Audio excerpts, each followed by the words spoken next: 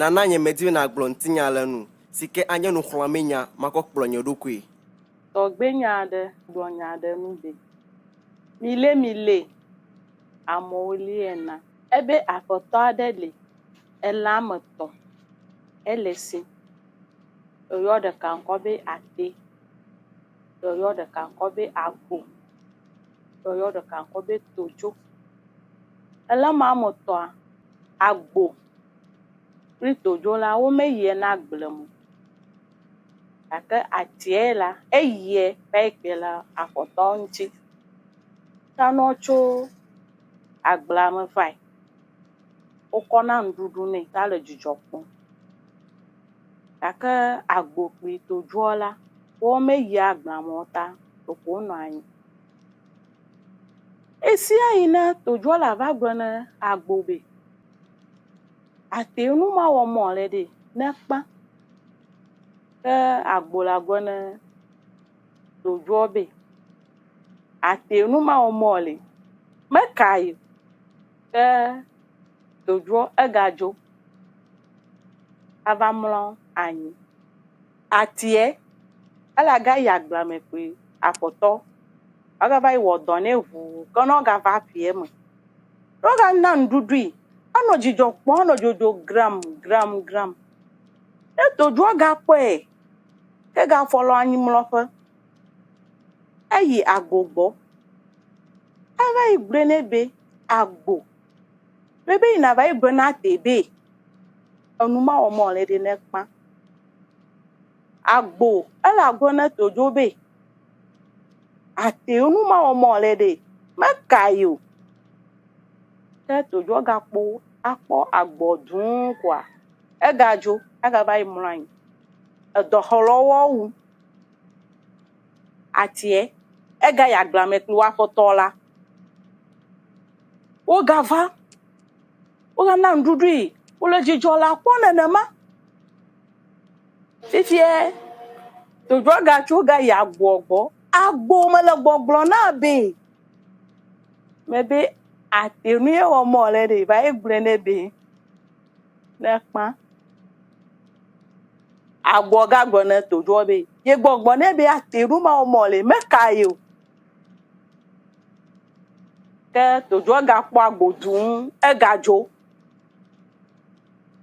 Fifie o ga va yagblame. Atie ga va wodona afoto. Afoto ha. Egbe be mana ndudu o. Fifie. Atie ga cho agblame va. O ga va na ndudu ta. Jojo le jila ga va le gosu. Tojo ga cho dero kuyeme. Eve ya gbogbo. Agbo mele gbogbo na be mebe va egbe na tebe. Enuma wo mo le de. Nekpa. Agbo le vu ga po tojo gbene be ye gbogbo ne be ate nu ma wo mo le de. Makayo. Tojo da he gajo. O ga va mlan. Fifie. Efie sro. Yo yi toko. Oko zero tayi echikufe. Atie ga cho agba va le jijokpon tai. O ga na ndudui. O ga va le jojoma. O va ko afoko de efre so atamede. Yo ojan. Yo va igbone fie be eso cho toko gbo yo ojan. Efie be yesro me jana njro. Ta nu ye ke ya ho. Ati akofo yesro na ngba nya agbo. Tojo ga senya kaba. Yo cho va ya gbogbo be. Ile gbogbo ne be na va gbo na tebe enuma omo le nekpa. O to ne be me kawe. Fifie ya gbe ne be eke.